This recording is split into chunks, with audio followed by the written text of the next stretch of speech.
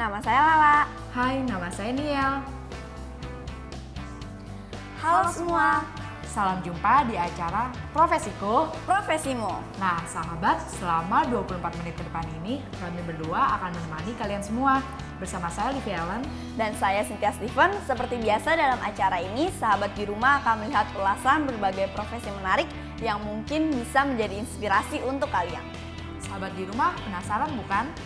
Tapi sebelum itu, kita lihat yuk cuplikan yang satu ini.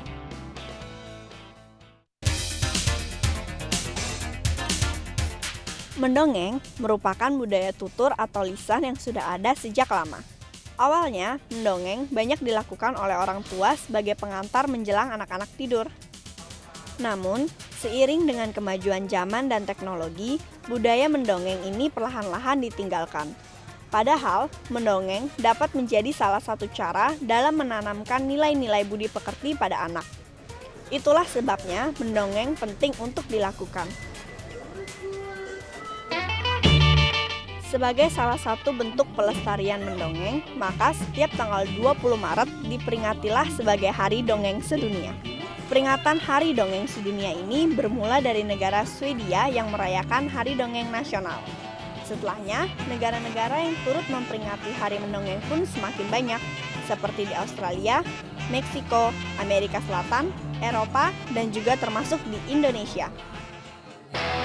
Mengingat pentingnya peran dongeng dalam pendidikan anak-anak, maka tidak heran jika bermunculan orang-orang yang mengembangkan kemampuan mendongengnya secara profesional dan dikenal sebagai pendongeng atau storyteller. Lalu, seperti apa sajakah keterampilan mendongeng ini? Jangan kemana-mana, saksikan saja Profesiku, Profesimu. Setelah melihat informasi tadi, saya yakin sahabat yang ada di rumah pasti ingin tahu lebih lanjut tentang profesi pendongeng ini, bukan? Pastinya, Cynthia. Tapi kita tanya dulu yuk komentar sahabat-sahabat di rumah. Sahabat, kalian tahu tidak ada profesi yang disebut sebagai pendongeng? Pendongeng ya? Nggak pernah dengar sih. Enggak pernah. Tidak. Wah, ternyata ada juga yang tahu dan ada yang tidak tahu tentang profesi pendongeng ini ya. Nah, bagi kalian yang tadi menjawab tidak tahu, kira-kira apa yang ingin kalian ketahui tentang profesi ini? Kalau misalnya jadi pendongeng itu susah gak? Dongeng buat anak-anak zaman sekarang itu bagusnya apa sih? Kalau menjadi pendongeng tuh mesti bisa apa aja. Terus kerjanya kayak gimana? Dia biasanya melakukan pekerjaannya di mana? Pengen nanya gimana sih cara ngafalin dongeng-dongeng itu biar cepet hafal gitu. Sahabat, untuk mengetahui jawaban dari pertanyaan-pertanyaan kalian tadi, sekarang kita sudah kedatangan narasumber yang berprofesi sebagai pendongeng. Wah, pastinya hari ini menyenangkan sekali ya, Liv. Pastinya, Cynthia. Jadi, jangan kemana-mana ya, tetap ikuti kami berdua hanya di program acara Profesiku, Profesimu. Oke sahabat, seperti yang sudah tadi kita janjikan, sekarang ini di sebelah saya sudah ada seorang pendongeng. Ini dia Karyan. Iya. Halo Kak. Halo Cynthia. Halo, Kak. Livia. Terima kasih ya Kak atas kedatangan Kakak pada hari ini. Iya, sama-sama. Senang juga datang di sini juga. Nah sahabat, Karyan ini sudah menjalani profesi sebagai seorang pendongeng sejak tahun 1995. Kurang lebih sudah 18 tahun. Cukup lama juga ya, Liv? Iya, Cynthia. Selain mendongeng, Karyan juga aktif melakukan kegiatan sosial loh. Kira-kira kegiatan seperti apa? Langsung aja yuk kita tanyakan. Karyan, kegiatan sosial seperti apa sih yang kakak ikuti? Kegiatan sosialnya ya nggak jauh juga. Kegiatannya tetap mendongeng juga atau bercerita kepada anak-anak. Cuma ini bedanya yang saya datangi sama teman-teman itu adalah mengunjungi kelas-kelas ekonomi sosial menengah ke bawah yang biasanya mereka sangat jarang untuk mendapatkan hiburan cerita seperti dongeng itu. Oh, begitu Kak. Oh iya Kak, tadi kita berdua sempat nanya-nanya sahabat kan. Ternyata masih ada loh yang belum tahu mengenai profesi pendongeng ini. Nah, bagaimana pendapat Kakak mengenai hal tersebut? Ya, mendongeng ini sebuah profesi yang sebenarnya sih sangat potensinya bagus ya. Karena satu, dunia ini adalah dunia hiburan anak-anak. Dunia hiburan anak-anak di Indonesia kan masih sedikit. gitu. Dan ini adalah salah satu yang bisa dilakukan sama generasi berikutnya. Kalau Karian kan mungkin bentar lagi juga udah tua kan gitu. Jadi bukan kak juga nanti jadi kakek Rian nanti. Ya, jadi potensi untuk bisa menjadi pendongeng profesional ini masih sangat memungkinkan gitu.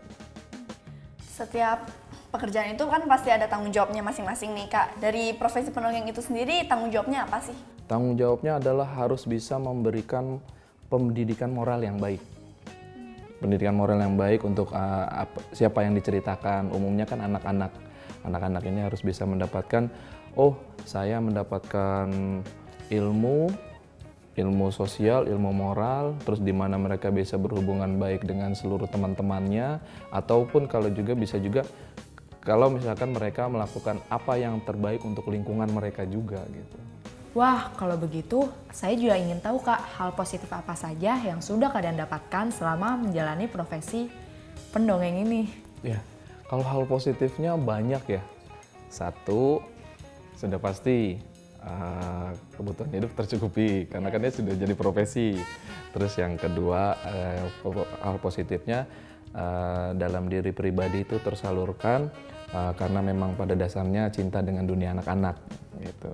Cinta dengan dunia anak-anak sehingga bersumbangsi untuk mereka. Hal positif untuk anak-anaknya juga banyak sekali karena kan nilai-nilai moral di dalam cerita itu kan banyak.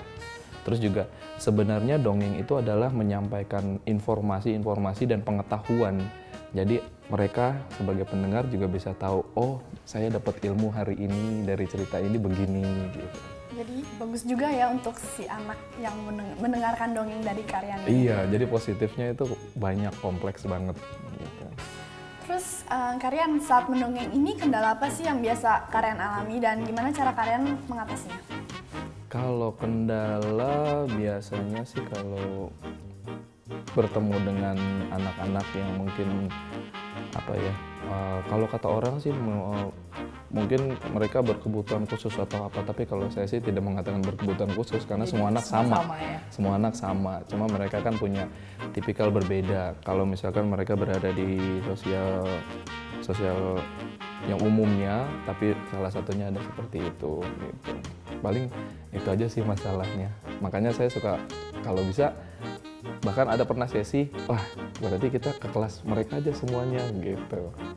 Jadi kalau biasa masalah-masalah seperti itu, gimana cara Karian buat mengatasinya? Apa misalnya Karian kasih cara mendongeng yang lebih ceria atau gimana gitu loh cara Karian supaya walau ada masalah itu Karian bisa mengatasinya? Ya, kalau biasanya sih pada umumnya saya selalu mencoba bercerita secara umum untuk semuanya. Tapi ketika menemukan kendala, biasanya nanti saya ukur dulu nih, kira-kira nanti mendongengnya kira-kira harus di kelas yang bagaimana gitu. Disesuaikan. Kayak misalkan dengan usia umur saja, dongeng udah pasti berbeda. Usia umur anak yang kecil dengan anak-anak yang sudah besar seperti SD atau SMP biasanya juga sudah berbeda. Apalagi kalau bertemu dengan kelas-kelas yang seperti itu, ya kita bedakan juga. Wah, ternyata menarik sekali ya Kak. Aku mau dong belajar bagaimana menjadi pendongeng itu. Kalau mau belajar gampang sekali. Ayo Cynthia. Tapi kayaknya aku nggak bisa main deh. Loh, kenapa bisa bilang nggak bisa? Ya, karena memang kayaknya aku nggak berbakat. Ya, mendongeng itu nggak perlu bakat. Karena mendongeng ini kan sebuah keterampilan. Keterampilan itu kalau misalkan dilatih terus-menerus, lama-lama pasti akan bisa. Tuh, ayo coba Cynthia. Jadi nggak perlu bakat, nggak ada kata bakat. Ya, sekarang tapi gini aja deh. Karian ajarin ya. Oke, kita ajarin ya. Kalian ajarin ya bareng-bareng ya. Misalkan kalau mendongeng itu kan bisa ada bahan medianya juga. Misalkan seperti ini nih boneka. Ya berarti kita harus bisa bermain boneka. Apalagi perempuan senang main boneka kan. Boleh sambil pegang. Nah ini si orangutan. Nah, Livina pegangin ini kura-kura. Kalau Karian ini biasanya ini nih namanya si Ochan. Favorit ya Kak? Ini udah boneka bawaan yang selalu dibawa jadi ikon. Apa jangan dari kecil nih Kak boneka ini? Segini-segini aja sih bonekanya, jadi nggak berubah. Cuma memang dari dulu pertama kali Karian mulai mendongeng itu seketika sudah mulai sendiri bergerak sendiri, ya ini boneka pertama yang sering dipakai gitu. Jadi kalau mendongeng yang penting kita menggambarkan suasana semaksimal mungkin sama kira-kira si tokohnya ini berbicara apa gitu. Nah gini nih. Wah, ada kakak Cynthia, ada kakak Livia. Ada orang utang juga sama si kura-kura. Halo Ochan. Halo. Kok jadi malu nih? Kalau malu jangan tutup muka, Kikuk Apa dong? tutup hidung. Jadi, Nah seperti ini aja kalau mendongeng. Jadi kita tinggal berbicara berdasarkan ceritanya itu seperti apa. Berarti kalian bisa berbagai suara dong, terlihat dari bagaimana kakak menyampaikannya tadi. Iya, kalau misalkan kita mau menjadi seorang profesional pasti kan harus ada nilai lebih. Nah jadi sebenarnya merubah suara-suara ini adalah berharap supaya kita punya sesuatu yang lebih yang bisa ditunjukkan gitu. Tapi bukan berarti kalau misalkan kayak Kak Cynthia sama Livia nggak bisa suara berubah-ubah, bukan berarti nggak bisa jadi pendongeng, kan bisa dilatih semuanya. Asal ada kemauan aja ya. Asal ada kemauan dan usaha. Kak, apakah mendongeng itu harus menggunakan alat-alat bantu seperti ini terus ya Kak? Alat bantu, sebenarnya gini, kalau mendongeng tidak harus menggunakan alat bantu juga, tapi ketika ada alat bantu kayak boneka ini, terus macam-macam ya alat bantunya. Ada boneka, ada gambar, ada juga bentuk-bentuk sekitar kita yang bisa dijadikan media. Itu alat bantu itu sebenarnya memudahkan anak supaya bisa langsung mengenal karakternya, tokohnya masing-masing. Berimajinasi gitu ya? Iya, jadi memudahkan imajinasi mereka gitu. Kak, tadi kan kakak sudah sempat cerita mengenai kegiatan sosial kakak. Bisa dijelaskan lebih lagi nggak mengenai kegiatan sosial kakak itu apa saja sih? Nah, kegiatan sosialnya adalah sebenarnya ini adalah hadir dari kekhawatiran kalian sendiri gitu kan. Karena sebagai pendongeng yang profesional, maksudnya kan berarti mencari uangnya di dunia dongeng. Nah, umumnya adalah dipanggil atau diundang itu sama kelas-kelas yang menengah ke atas. Tapi ketika melihat, wah ini di Indonesia ini juga kan banyak masyarakat menengah ke bawah. Mereka juga harus mendapatkan hiburan cerita ini juga. Berhak juga untuk mendapatkan pendidikan yang menghibur untuk mereka juga kan gitu. Nah akhirnya kalian mencoba untuk bisa membuat jalan bagaimana caranya supaya bisa masuk ke situ, ke menengah ke bawah itu. Salah satunya adalah dengan membuat klub cekatan. Jadi klub cekatan itu adalah apa yang kalian buat agar bisa bersumbangsi untuk anak-anak Indonesia datang secara ke situ dengan gratis. Oh, jadi di klub cekatan itu isinya ada beberapa para pendongeng gitu ya? Iya, ada beberapa teman-teman pendongeng, itu ada namanya macam-macam, ada 5, ada Pak Oni, ada Kak Resa, ada Kak Ian, ada Kak Dwi, masuk Karian juga gitu.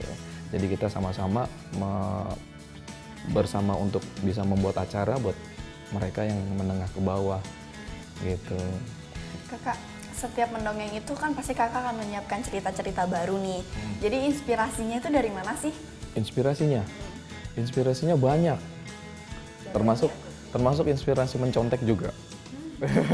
Tapi bukan mencontek dalam dunia ini ya, kayak misalkan belajar mencontek gitu enggak. Maksudnya mencontek kadang-kadang dari buku ada ceritanya, terus kita adaptasi, terus ada perubahan. Oh, ya nanti biar lebih menarik ada yang begini. Karena kan bahasa buku sama bahasa lisan kan berbeda.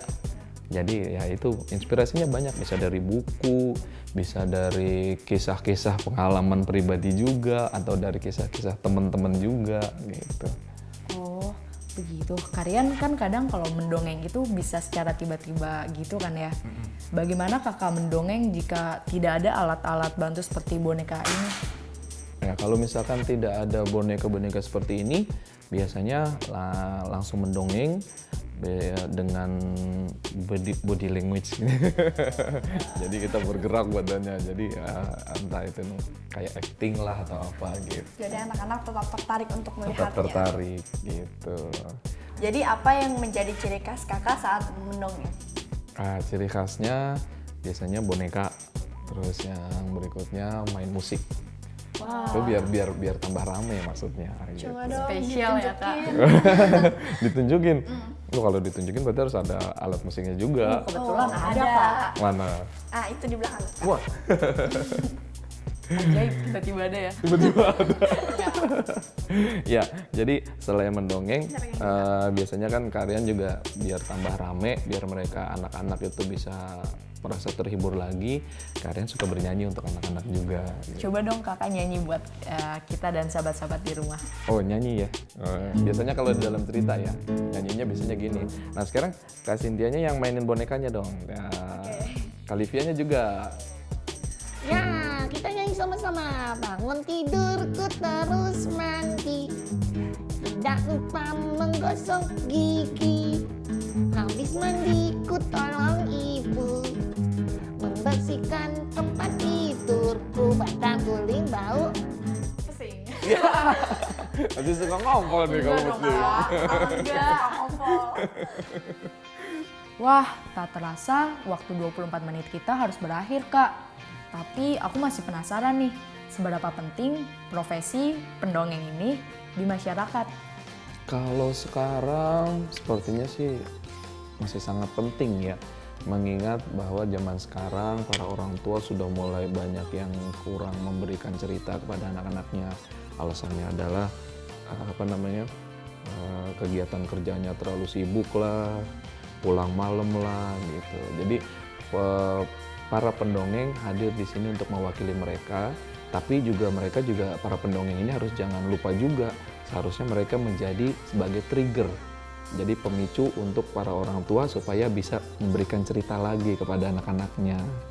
Gitu. Jadi semakin banyak pendongeng, semakin banyak yang mengingatkan bahwa mendongeng ini mempunyai adalah kegiatan yang mempunyai efek sangat amazing gitu kan untuk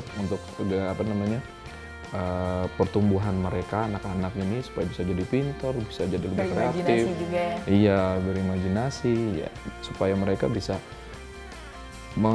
membudidayakan semua kegiatan mendongeng ini gitu.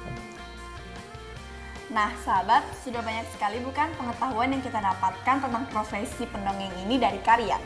Nah, bagi kalian yang ingin mengetahui jenjang pendidikan apa yang harus ditempuh untuk menjadi seorang pendongeng, kalian bisa menyaksikan tayangan yang berikut ini.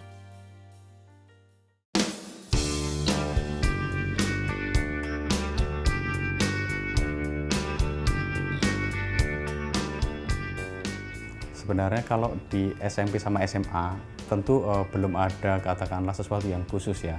Tetapi mungkin bisa saya sebut di sini bahwa beberapa penjurusan ketika SMA, misalkan bidang bahasa Indonesia dan sastra, itu bisa sangat membantu karena mereka akan lebih banyak bergelut di bidang untuk sastra, novel-novel, dan seperti itu.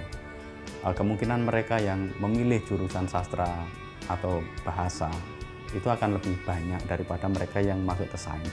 Tetapi tidak menutup kemungkinan mereka yang mempelajari sains, matematika, fisika, kimia juga bisa memasuki dunia dongeng. Karena dunia dongeng itu kan dunia yang terbuka. Mereka juga bisa sambil mendongeng, dia mendidik dan mengajar anak-anak. Itu juga bisa. Untuk menjadi seorang pendongeng itu sampai saat ini memang belum ada katakanlah sekolah khusus untuk pendongeng. Tetapi kita bisa melihat ada jenjang tertentu yang bisa dimasuki oleh mereka yang ingin menjadi pendongeng. Tentu saja jenjang akademik ini tetap diperlukan. Beberapa kemungkinan bagi mereka yang ingin untuk memasuki profesi sebagai pendongeng, itu mereka bisa memasuki beberapa fakultas seperti fakultas sastra, lalu kemudian fakultas seni, atau mereka juga bisa memasuki jenjang pendidikan psikologi anak. Nah, ketiga bidang ini bisa memungkinkan mereka untuk bisa lebih mendalami profesi dongeng itu di dalam kehidupan mereka.